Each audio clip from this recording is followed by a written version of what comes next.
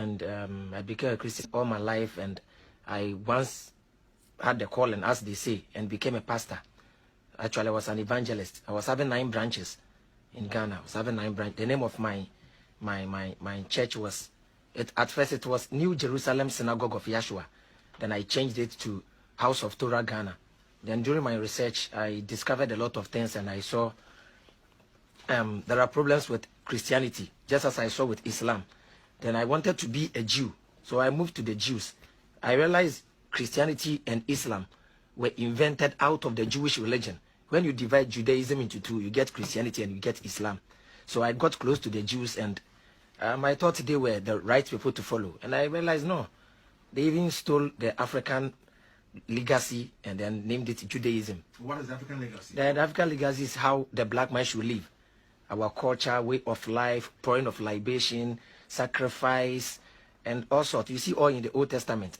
So I said, why? Then one Jewish rabbi told me, there's no need to be a Jew to be saved. You have to be who God created you to be. So you don't need to be a Jew to be saved. You don't need to be what God made you to be. You don't need religion to be saved, because religion, the whole idea about religion was to bring division. That's divide and conquer. Nobody was born a Muslim. Nobody was born a Christian. Nobody was born a Buddhist. We were all born free thinkers, but we were programmed to be religious. Imagine if I ask you, are you a Christian? Tell me, yes, you are a Christian. Why are you a Christian? Because your parents were Christians. So imagine if you were born into a Muslim family, you would have been a Muslim now with the name Mustafa, and you'll be praying to Allah. You, this Muslim, will believe in Jesus, but will not believe in the blood of Jesus saving man. So when we put Christianity and Islam down, both of them believe in God. Perfect. So why should our belief in God bring division? Meaning Islam have a different idea, a different concept of God than Christians. So Muslims will be fasting, Christians will be fasting. Muslims pray through Jesus Christ, Muslims pray directly to God. All of them believe they will go to a heaven. So let's say Muslims and Christians will go to the same heaven. We'll still have it's quite controversial and debatable. Yeah. But in your commentary, you talked about we have been programmed.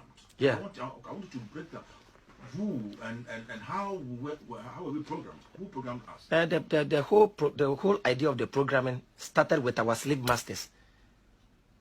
One evidence of this programming is the language we are speaking on this program. Why are we speaking to our people? And we have over 46 languages, over 200 languages in Ghana, but only 46 are recognized.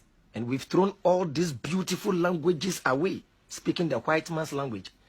That's the first evidence that we have been programmed. The next is education. The education they brought us just makes you a follower, not a leader. So after education, you join the queue. After education, you join the queue. Then education will program all of us in a certain direction. We have the same syllabus. We learned it. Our children will learn it. We are all facing the same direction. But we Africans were having our way of life, our way of dressing, our way of marriage. Now we've been programmed to the extent that everything African seems to have a problem. Negativity. Negativity. Our way of marriage has a problem.